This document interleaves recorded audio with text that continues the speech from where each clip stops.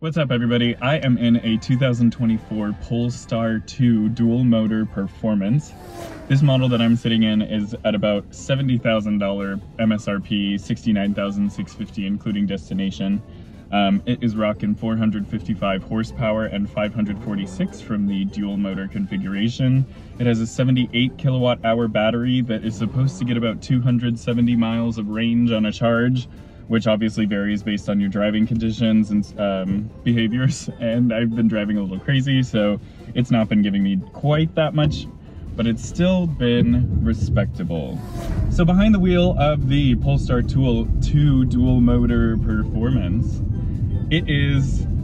so far it's been really fun to drive. I've enjoyed driving it a lot. I'm currently in max regen mode, so it's basically, it's great one pedal driving. Very intuitive. It doesn't throw you forward when it begins. It's braking. It is a very gradual onset of regenerative braking, which I appreciate, but it still gets it all the way down to a full stop. As you can see, the roads I'm driving on now are very steep drop-offs. So we're not going super fast, and like I said, I did all the twisty stuff this morning, so rest assured I have tested dynamics of this thing, and it is so much fun. The power in a straight line is funny. It's hilarious. It's a lot of fun. It can be a very normal and sedate vehicle, but when you dig into the accelerator pedal and, you know, push it a little closer to the floor there, you get thrown back in your seat and you feel like you're in a roller coaster. As with most electric cars with reasonable power, especially with the performance pack. The suspension on this car is the adjustable Öhlins dampers. I will say that the ride is very firm, probably on par, if not more firm than my Mini Cooper S. You notice every bump in the road, and it's very busy. The ride is very busy. It's always doing something, it seems, unless you're on very smooth pavement like I'm on now. But you'll see once I get out to Pacific Coast Highway that it's bumpy. The interior is such a wonderful place to be. You can see I love these Polestar gold seat belts. I love this white leather interior. It's just a very chic space, and that's not a word I use often. It might sound like it, but it's really not. It's a really chic space with thoughtful and interesting materials and lighting and so many different things. We'll just go this way.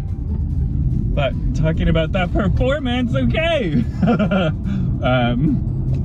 Like I said, in a straight line, this thing is rapid. I think it's quoted at 4.1 seconds 0 to 60.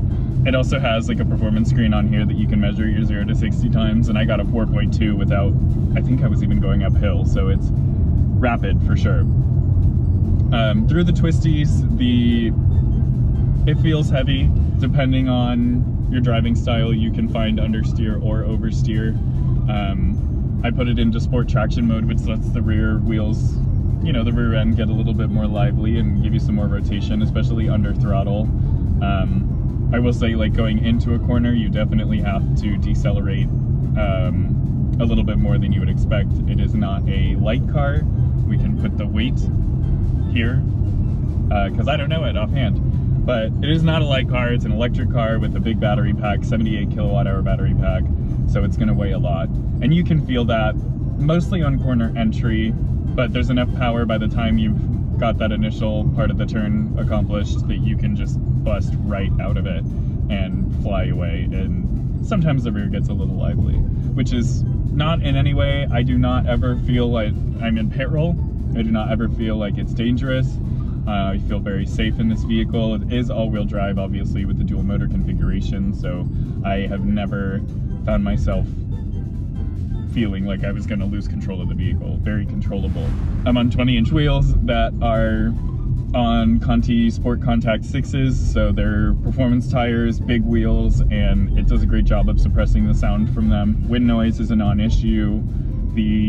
Like I said, all the materials in here are so cool. I love this like white wood grain, very architectural looking accents in here. It's like chic mid-century modern meets the automotive world, and not in the frustrating minimalist way that Tesla does it, where it's like austere.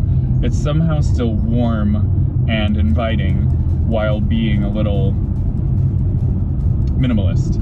The center screen here is fine. I wouldn't say it's the most intuitive, but you get used to it as it goes on. This only has wired Apple CarPlay and Android Auto. It doesn't have wireless, which was a bit of a surprise to me, especially at 70 grand, but it's not the end of the world. It's, you know, you've got your USB plugs down here, and you just plug your phone in and have wired Apple CarPlay. I don't have an issue with that. I don't think it would be a deal breaker for anyone. The inbuilt navigation is Google based, so you get live traffic. It can show you chargers and what your charge is going to be when you reach your destination, which is very handy.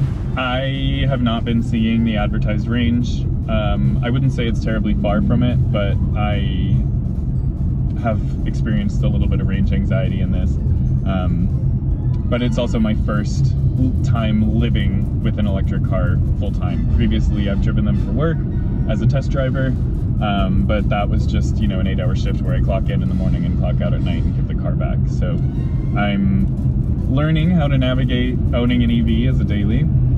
Right now I'm at 57% battery and it's showing me 95 miles of range, but like I said, that was as I just left the canyons where I was being a little bit more spirited with my driving style. Regen braking is wonderful. You can do standard intensity or high intensity. You can adjust the steering weight just by selecting it here. I have it in standard mode right now. I'm actually weirdly fond of the lightest steering feel. It's super light. I wouldn't say that you have a bunch of actual road feel in any steering weight mode, but very responsive, quick steering, easy to maneuver wherever you need to go. I like the size of this vehicle. It's not too big, it's not too small. It's like a Tesla Model 3 competitor, BMW 3 Series competitor, I would say, but it has a big old hatchback in the back, which is great for practicality when it comes to luggage or, you know, storage.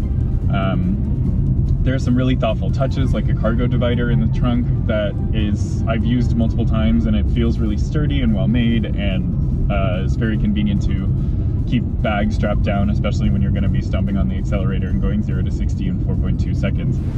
I have really enjoyed driving this car. It's fun, it's a great size. I love these pedestal mirrors on the side mirrors. They are very, again, chic. I'm overusing that word and I apologize, but it just works and I love it. Even when it's jiggly, it doesn't feel floppy.